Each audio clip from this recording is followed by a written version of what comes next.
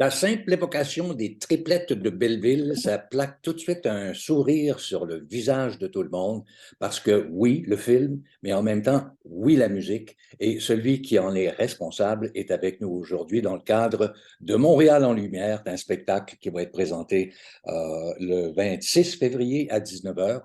Alors, bienvenue d'abord, Benoît. Benoît Merci, Charette, bonjour. merci et merci de votre invitation. Benoît, je pense que puisque Sylvie est la musicienne des deux, je vais vous laisser aller un grand bout parce que vous connaissez plein de choses qui, pour moi, relèvent souvent du mythe, dont le mythe de faire de la musique en même temps qu'on regarde un film. Alors, Benoît, cette collaboration pour faire Les Triplettes de Belleville, le film d'animation, comment c'est arrivé? Comment c'est arrivé? Le réalisateur Sylvain Chaumet était à Montréal à cette époque-là. Et puis, il avait commencé à faire de la pré-production, etc. Et puis, cherchait du monde pour faire partie de son équipe. Je crois, on se connaissait de par un ami commun, mais pas plus que ça.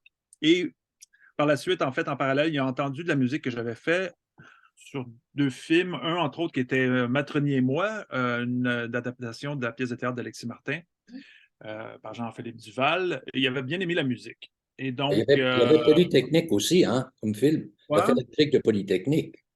j'ai fait la musique de Polytechnique aussi, mais après les triplettes. Euh, et donc, il avait bien aimé. Il m'a convoqué à son studio qui était dans le Vieux-Montréal, sur la rue Saint-Paul. Et puis, j'avais amené avec moi toutes sortes de musiques diverses que j'avais fait. Puis, on parlait. Puis, j'avais laissé sur mon démo à l'époque une petite chanson que j'avais faite pour une amie à moi qui était documentariste, qui est toujours documentariste à l'ONF, qui s'appelle Louise Leroux. Et j'avais fait un truc pour elle, une chanson qu'elle avait trouvée trop ludique pour son film. Et puis, mais j'adorais la chanson, donc je l'avais laissé ça. Puis Sylvain, quand il a entendu cette pièce-là, il dit, est-ce que ça appartient à quelqu'un, cette musique? J'ai dit, non, c'est une pièce, c'est un démo, en fait. Il dit, ça, c'est le thème des triplettes de Belleville. Donc, Oh, le thème des triplettes de Belleville a été conçu à la base pour un autre film. Donc, c'est la preuve que des fois, la musique, c'est pas nécessairement que la musique est pas bonne, c'est peut-être qu'elle est juste pour le bon film. Et donc, à partir de cette maquette-là, j'ai élaboré, bien sûr, il y a eu les couplets, puis les paroles, puis ils ont changé, les arrangements ont changé aussi, l'adaptation et la façon de la jouer ont aussi évolué pour les triplettes. Et donc, c'est à partir de ce moment-là, j'ai commencé à travailler avec Sylvain. Et puis, ça s'est fait quand même sur quelques années parce que c'est, comme vous pouvez l'imaginer, l'animation, c'est un long processus, c'est très long, ou surtout la façon qu'ils l'ont fait, de façon très classique, à la Aristochol, avec des photocopies, puis tout le monde des dessins, puis, etc. Et donc, au début, j'ai dû faire des musiques, et donc on peut sans doute imaginer les films d'animation, c'est très long, le processus est long et ça peut être coûteux. Donc, au niveau des scènes, ils doivent vraiment, le réalisateur doit vraiment planifier la durée de façon le plus précise possible pour pas qu'il y ait des dessins qui finissent à la poubelle. Et donc, j'avais des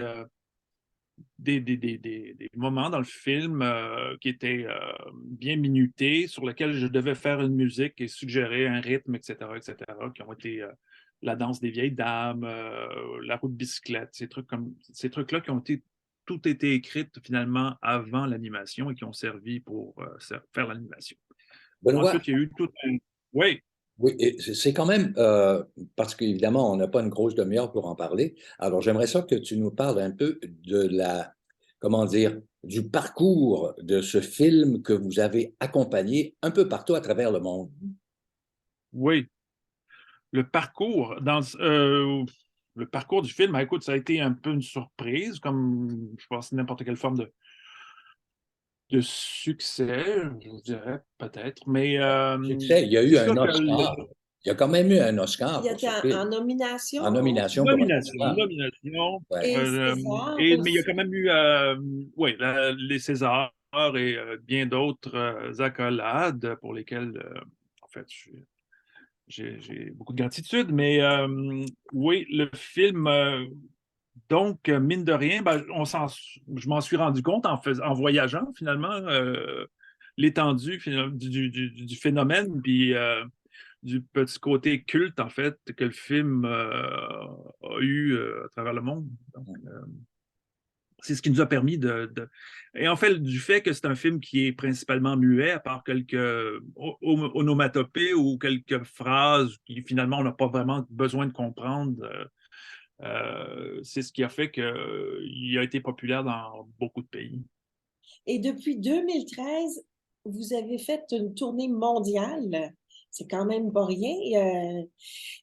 Avec 8 musiciens, une chanteuse. Tu peux nous parler un petit peu de cette épopée à travers le monde? Oui, ben c'est ça. Des musiciens, une batteur. Il y a Brian Head, musicien de Los Angeles qu'on a rencontré à Los Angeles.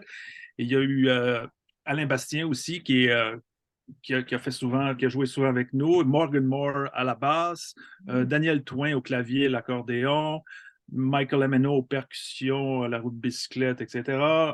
Trois cuivres, il y a Bruno Lamarche au saxophone, il y a Maxime Saint-Pierre à la trompette et il y a Édouard Touchette, un jeune tromboniste qui joue avec nous. Et depuis quelques années, il y a Doriane qui fait la voix avec nous, qui chante la chanson. Et on a ajouté aussi quelques classiques de la chanson française dans certaines scènes muettes du film pour Donc, ce en sont faire les un. musiciens et la chanteuse qui seront sur scène avec toi le dimanche du 26 février au Théâtre Maisonneuve.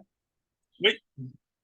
C'est vraiment un rendez-vous, les triplettes de Belleville. Un film d'animation comme ça avec un orchestre live, c'est vraiment un événement que Montréal en Lumière nous offre Moi, cette année. j'appelle ça un événement bonbon. Oui, aussi. Parce que, comme je le disais tout à l'heure, ça nous plaque un sourire d'en face parce qu'on aime ça. Puis Oui, c'est une chanson que tout le monde a entendue, oui. même sans avoir vu le film, parce que c'est un Mhm. succès international inouï, là. Mhm. Ah bah oui, mais je pense que c'est un bel événement parce que justement, c'est l'alliance sans trop me lancer de fleurs, la musique est quand même assez réussie, mais le film est très beau, le coup de crayon est fabuleux, et donc d'aller voir ça, les deux ensemble, je pense que ça marche bien, puis la preuve en est qu'on le fait encore aujourd'hui, et puis c'est ça, donc, C'est un mais, produit de chez nous en plus. excusez-moi? C'est un produit de chez nous en plus. Ah oui, en Oui, c'est une plus. fierté quand même, là, Absolument. avec la part qui est importante, comme tu disais, avec la musique qui est un élément très important du film. Si on parlait des actualités de Benoît Charret, qu'est-ce qui se passe depuis, bon, il s'est passé sûrement beaucoup de choses depuis que tu as composé cette musique. Quels sont tes projets futurs? Ah, mes projets futurs, c'est, je sais pas, d'écrire, faire de la musique jusqu'à 110 ans. Mhm. Après ça, on verra. Mais plein de trucs, j'ai des projets. La pandémie, en fait, a été une occasion pour moi. En fait, j'ai fait des études à McGill, plus jeune. J'ai abandonné parce que je jouais beaucoup, je travaillais, je commençais à travailler, etc. Et donc, mais j'ai toujours eu envie de finir et de continuer à étudier, en fait. Et puis, j'ai profité de la pandémie. J'étais en train de terminer une maîtrise en composition moderne à l'UDM sous la direction de François-Hugues Leclerc. Et puis, ça a été fabuleux. Ça a été fantastique. Je suis vraiment heureux d'avoir pu faire ça. Puis, et la pandémie, ben, je veux dire, sans vouloir dire que le malheur des uns fait le bonheur des autres, ça a été une occasion absolument inouïe pour moi de pouvoir d'arrêter le temps pour faire ça. Et en même temps, bon, ben, j'ai des projets. Je viens d'enregistrer une musique pour un nocturne de jazz. Je joue en fin de semaine, le vendredi, je joue des standards de jazz au Dièse 11 sur la rue Saint-Denis. Donc, je me tiens en forme guitaristiquement et plein d'autres projets. Et beaucoup de Est-ce que tu as, projets. Est-ce que tu as, Benoît, une source d'inspiration parmi les musiciens, parmi les compositeurs, tes compositeurs? Donc, tu t'abreuves à quelle source quand tu cogites, puis quand tu te mets à écrire de la musique? Ben, c'est pas clair. Ça, c'est quelque chose qui est en mouvance tout le temps, qui est tout le temps. On peut être inspiré par des choses qui sont pas nécessairement musicales. Des fois, on peut être inspiré par quelqu'un en particulier pendant un bout de temps. Entre autres, j'ai fait un séminaire sur Stravinsky à l'école. En fait, c'est la façon que Stravinsky abordait l'écriture de façon quotidienne, de façon euh,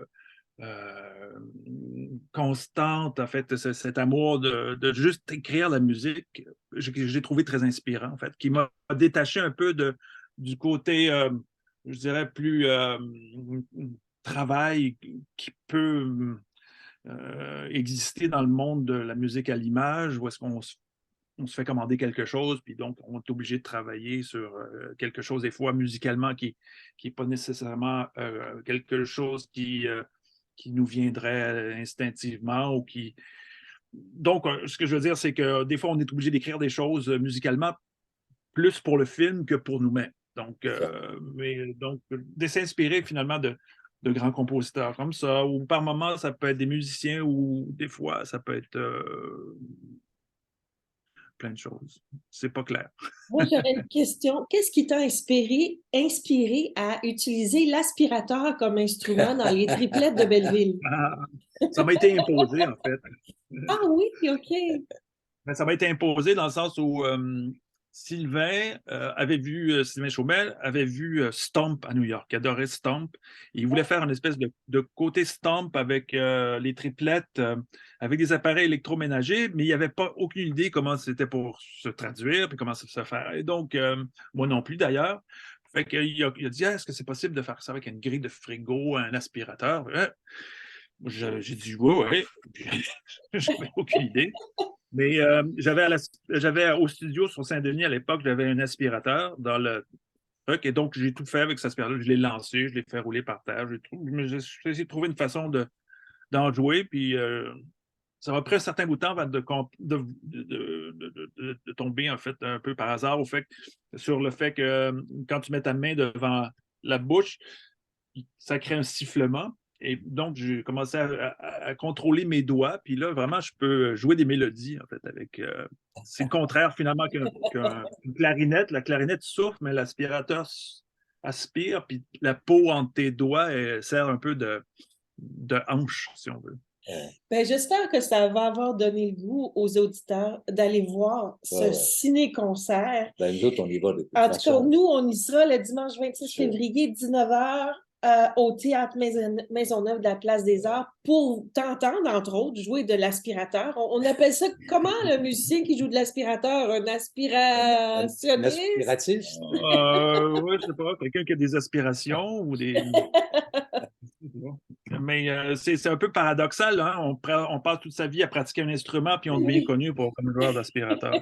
Mais tu joues quand même de la guitare, hein, pour la petite histoire, là, pour Oui, aux gens qui quotidiennement, oui. ton instrument principal. Question qui est souvent posée aux guitaristes qui sont reconnus. Qui est ton guitariste préféré dans toute la vie? Dans toute la vie, oh là là. Mais là, c'est parce que est-ce que j'ai le droit d'en nommer 100? Il y en a qui diront Joe. Oui. Il y en a qui diront Joe. Moi, en fait, dans les guitaristes de jazz, eux que j'affectionne particulièrement pour moi, qui représentent une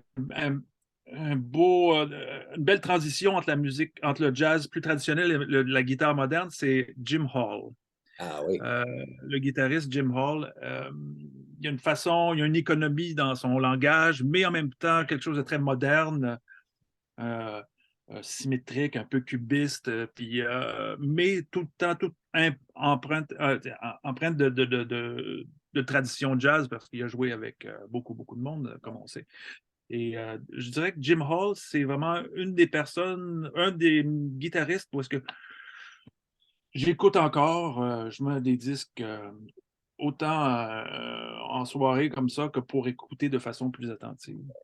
Ben, Benoît, ça a été vraiment intéressant de t'entendre raconter l'histoire de la musique qui accompagne les, Les triplettes les de triplettes de Belleville. Belleville. Alors, c'est un rendez-vous Oui. le film et la musique en direct, live, comme on l'appelle, Dimanche le 26 dimanche le Oui. 26, Théâtre Maisonneuve. à 19h. Merci beaucoup, Merci, Benoît. Benoît.